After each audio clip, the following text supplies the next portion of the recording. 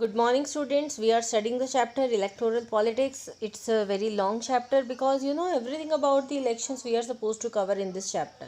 So, in the previous video, we have studied about the acceptance of the outcome of the election. So, how the way our representatives accept their defeat also, that shows that our elections are free and fair. So students, now there are some challenges also to free and fair elections. So challenges to free and fair elections, क्या हैं वो challenges? All this leads to a simple conclusion. Elections in India are basically free and fair. Whatever we have studied, if we compare the theory with the practical elections in our country, we come to know that yes, our elections are free and fair. There is no discrepancies in that. The party that wins an election and forms government does so because people have chosen it over its rival. So, yes, we have chosen the party that is a winner and that will form a government. This may not be true for every constituency, but the thing is that for every constituency, things are not so smooth. A few candidates may win purely on the basis of money, power and unfair means. Few candidates, कुछ candidates बीच में ऐसे भी हो सकते हैं जो पूरी की पूरी money power से ही या फिर unfair means से ही victory उनको मिली हो. But the overall verdict of a general election still reflect popular preference. But अगर हम overall elections देखें, ठीक है, बीच में एक दो constituencies को छोड़ें और overall elections देखें तो they are free and fair. So, there are very few expectations to this rule in the last 50 years in our country. This is what makes Indian elections democratic. So, जो है elections वैसे ही चले आ रहे हैं, ठीक है. No new demand in that. That means Indian elections are democratic. Yet the picture look different if we ask deeper question. Are people's preferences based on real knowledge? So students, this is the picture they are trying to show you. These are some political leaders. They are talking to themselves. अभी press conference से बाहर आए हैं ये. One leader is saying, यह कहने की क्या ज़रूरत थी कि हमने अपने योग्य और जीतने वाले रिश्तेदारों को ही टिकट दिया है. अब स्टूडेंट्स, अगर हम अभी तो हमने ऊपर ऊपर से सारे इलेक्शंस पढ़ लिए, सारे फ्री एंड फेयर हैं, बट अगर हम डीप में जाएं कि कैंडिडेट्स कौन है ये, तो हमें पता चलेगा कि शायद कहीं पे ये प्रॉब्लम भी है.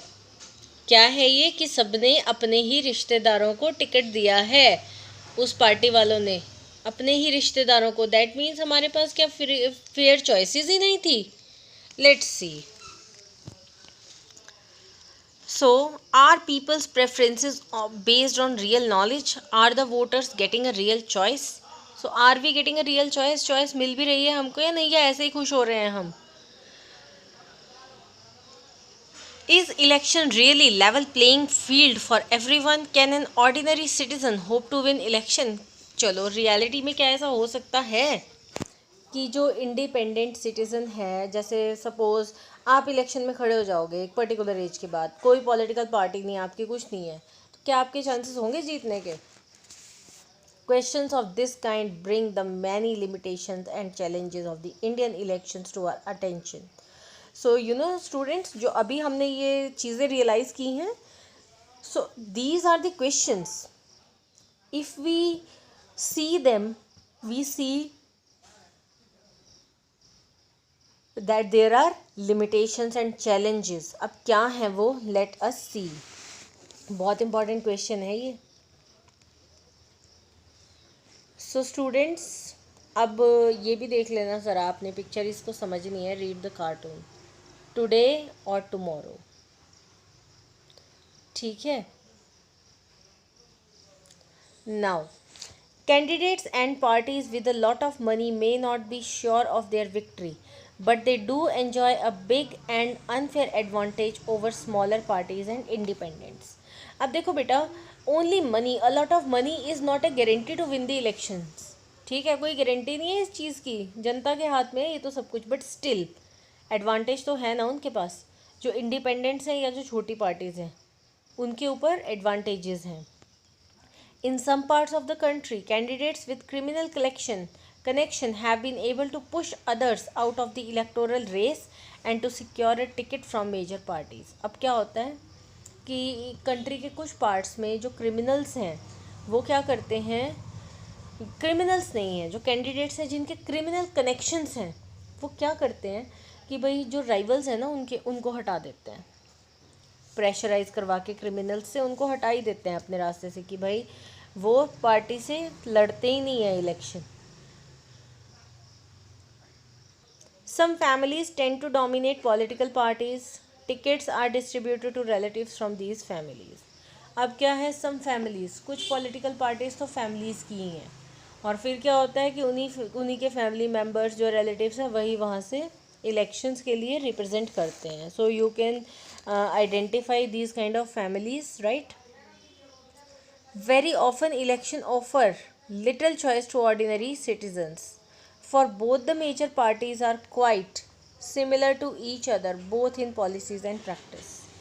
So sometimes क्या होता है, sometimes क्या है कि हमारे इलेक्शन में चलो हैं बहुत सारे कैंडिडेट हैं बट स्टिल रियल चॉइस तो सब कम है. हम क्या सोचते हैं कि ये भी ऐसे ही है वो भी ऐसे ही है, सब एक जैसे, कोई मेजर डिफरेंस ही नहीं है, सब एक जैसे से ही है. दैट मीन्स कोई रियल चॉइस है ही नहीं. Smaller parties and independent candidates suffer a huge disadvantage compared to bigger parties. So जो छोटी पार्टीज़ हैं और इंडिपेंडेंट कैंडिडेट्स हैं उनको तो बहुत ज़्यादा डिसएडवांटेज है, ठीक है, अगर हम बिगर पार्टी से उनका कंपैरिजन करें. These challenges exist not just in India but also in many established democracy.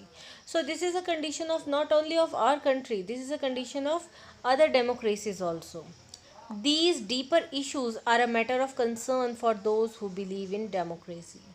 So students, those people who believe in democracy, for them these things are very important to think over कि क्या है, क्या हो सकता है, इनको कैसे हम ठीक करें. That is why citizens, social activities and organizations have been demanding reforms in our electoral systems. Can you think of some reforms? देखो आप भी सिटीजन्स हो कंट्री के और at one time you also will be able to vote, ठीक है, country के future को डिसाइड करने में आपका भी बहुत बड़ा हाथ होगा. तो are you able to suggest some reforms कि इलेक्शन में ऐसे क्या चेंजेस होने चाहिए कि इलेक्शन को और ज़्यादा डेमोक्रेटिक बनाया जा सके. थिंक अबाउट दोज रिफॉर्म्स, क्या पता आपके दिमाग में आई जाए.